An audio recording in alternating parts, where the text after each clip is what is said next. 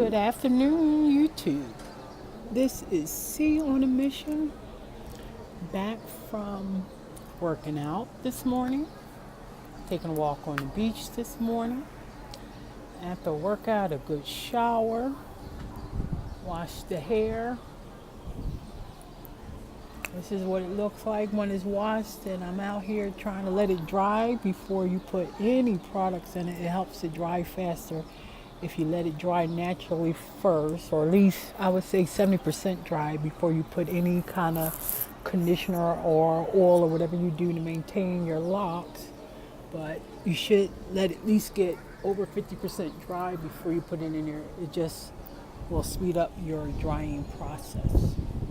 But right now, I'm letting it dry, letting it sit in the back. It's dripping a little.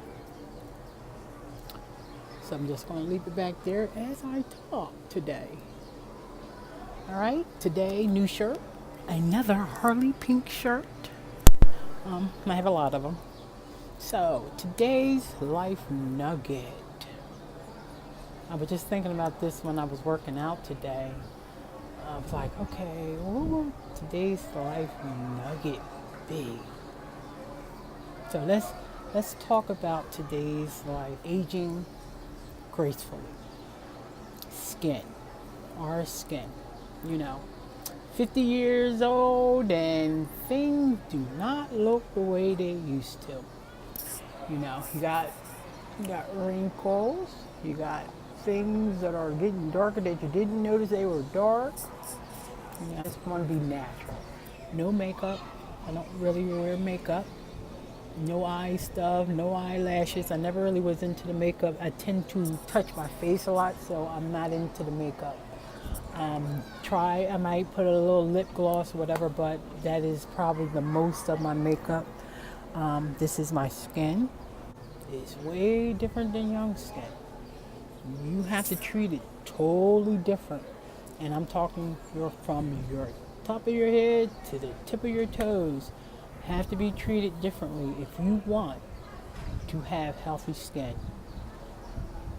You ever see a person that's like in their 60s and you're like, wait a minute, I look good, It's the way, those are the people who paid attention to their skin when they were in their 40s. So you got to think about, if you want to gracefully age, be a graceful, nice looking 60-year-old, you got to think about that and work towards that in your 40s. So you always got to be ahead of the game.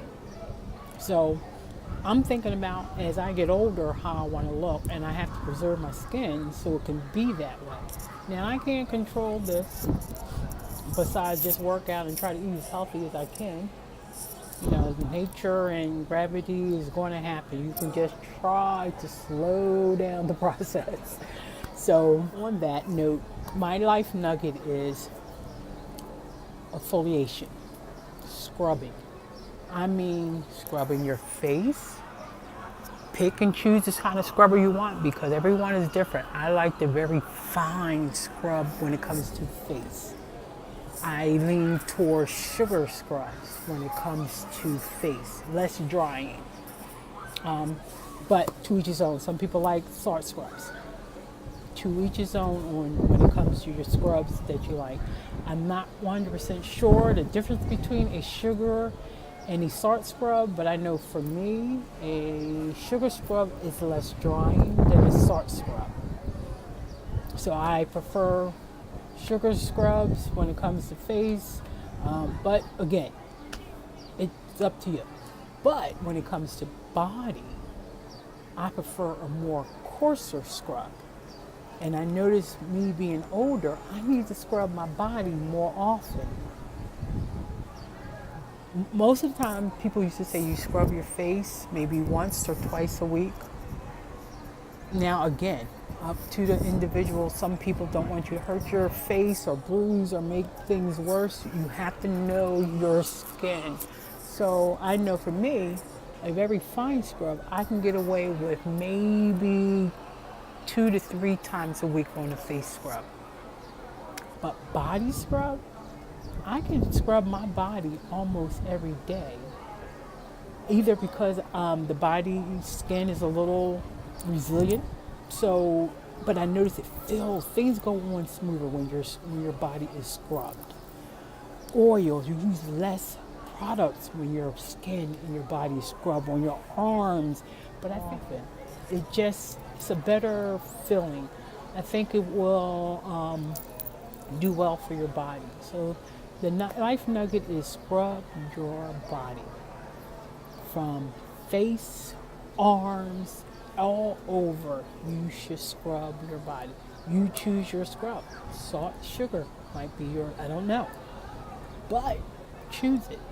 You can do natural scrubs, oil and some brown sugar. Great body scrub. Not so much for the face, but again, you can ground the sugar up to make it a smoother scrub for your face. I think I might want to do a DIY with that because I think I want to go. I mean, I buy scrub now, but I think I want to go to a point where I can make my own scrub. And a nice brown sugar scrub would be nice. Also, a nice salt scrub. I can DIY that too. I might make both of them on camera, make a video of that. If you like that, put it down below. And we can start being more natural. Make your own products.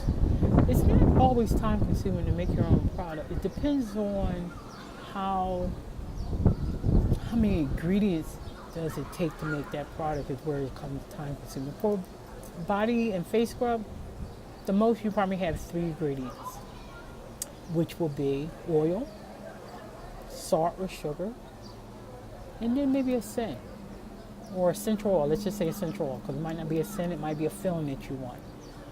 Because in your face scrub you can put tea tree and some peppermint, but be careful if essential oils. Too much is not good. Same thing with body scrub. You can put your favorite scents in your body scrub. They can be an after shower type of thing. You scrub your face, you scrub your body, you got your essential oil. Who needs perfume? You got a nice essential oil smell. Almost like your own perfume in a sense. Your body scent. But scrub your body. It makes your skin a lot better. You can age healthy, have healthy skin.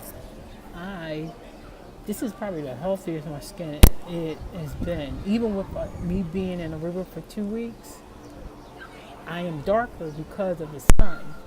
But actually, my face is pretty smooth because I have been trying to get in a routine of scrubbing my face.